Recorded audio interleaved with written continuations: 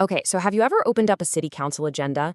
It's usually this massive 100-page document, and your first thought is probably, nope. It's so easy to just see it as a bunch of boring paperwork. But what if we thought about it differently? What if it's really the city's to-do list, a detailed blueprint for the entire community's future, laying out everything from new parks to the people who keep the lights on? Today, that's exactly what we're going to do. We're decoding that blueprint. To make this whole thing digestible, we've broken the agenda down into 4 key themes. First, we'll check the community's pulse. Then, we'll see how Patterson is building its future. After that, we'll peek into the business of the city. And we'll wrap up with the most important part, how your voice can shape everything we've talked about. First up, the community's pulse. These are the items that really show you the heart of the city. We're talking proclamations, public comments, and events that truly reflect the values and the voices of the people who call this place home. What's really cool is that the agenda doesn't just jump straight into budgets or zoning laws. It starts with people. It kicks off by recognizing really important social causes, like this powerful statement from the Proclamation on Mental Wellness. It's all about emphasizing community support and making sure people feel connected. The council also proclaimed September as Childhood Cancer Awareness Month. But this isn't just a symbolic gesture, right? It's a tool for public education. By putting these sobering statistics right into the official record, the city is actively raising awareness and highlighting just how urgent the need for more research really is. But here's the thing. It's not a one-way street. This isn't just the council talking at people. If you look at past meeting minutes, you see citizens getting directly involved.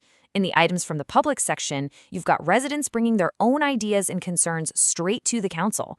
Everything from organizing cleanups to asking tough questions and supporting local food pantries. The agenda also covers those cherished traditions like the Patterson High Homecoming Parade.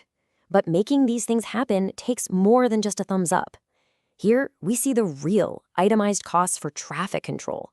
It's a tangible investment of almost $5,000 just to make sure a beloved community event is safe for everyone. All right, so we've looked at the community's heart. Now let's get into the city's bones. This section is all about the big projects that are literally shaping Patterson's future. We're talking new growth, major development, and revitalizing the downtown area. And growth is definitely happening. Just looking back at the August minutes, the council gave the green light for 162 new single-family homes. That's a huge indicator of the city's trajectory and the growing demand for housing. Of course, to support all those new families, you're going to need services, and this is a big one. This summer, the council heard a presentation for a massive, nearly $200 million healthcare campus. This thing is a total game changer for local healthcare access, and they're planning to break ground in 2026. So the big question is, right, how in the world does a city pay for a project this huge? This is where it gets really interesting. More than half the cost is planned to come from development impact fees. That means the new housing growth we just talked about is directly helping to fund the new healthcare services the whole community needs. It's a really smart connection. But it's not all about building brand new things on the outskirts. The city is also investing in its historic core. There's a new program putting up $100,000 in matching grants to help local businesses give their downtown storefronts a facelift. And the program is designed to be super flexible. So whether it's a major storefront renovation that needs up to 20 grand or a smaller, high-impact fix like a new sign or awning, these grants encourage all kinds of improvements. It's all about making downtown more vibrant. Okay, let's peel back one more layer. We've seen the community's heart and its future growth. Now we're going to look at the engine room, all the essential behind-the-scenes work that's required to keep the city running smoothly every single day. This just makes sense, right? To manage all the new homes, the new businesses, and the new infrastructure we've been talking about, the city has to expand its own team. It's the only way to make sure services can keep up with the growing demand. So to manage this growth, the agenda is proposing 2 new supervisor roles for the city's fleet and building services. And they lay it all out there with total transparency. You can see the exact monthly salary ranges for adding this needed leadership.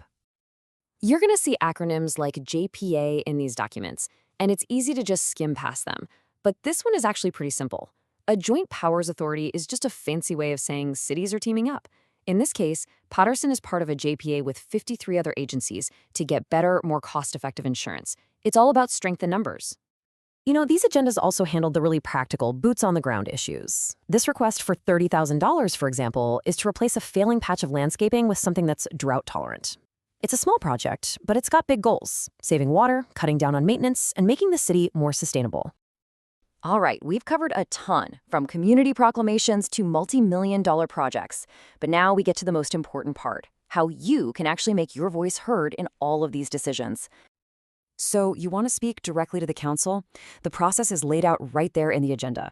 It's a simple 4-step structure. And it's not just about rules. It's designed to make sure that every single resident who wants to speak gets a fair and equal chance to be heard. And these days, getting involved is more accessible than ever before. Seriously. You can show up in person, you can call in by phone, you can join the meeting online, or you can just kick back and watch the live stream from home. The city is making it easier for you to be a part of it all. Look, understanding your city's blueprint is the first step to being an engaged resident. But the real power? Well, that comes from what you do with that knowledge. So the real question is, what part of the blueprint are you going to help draw next?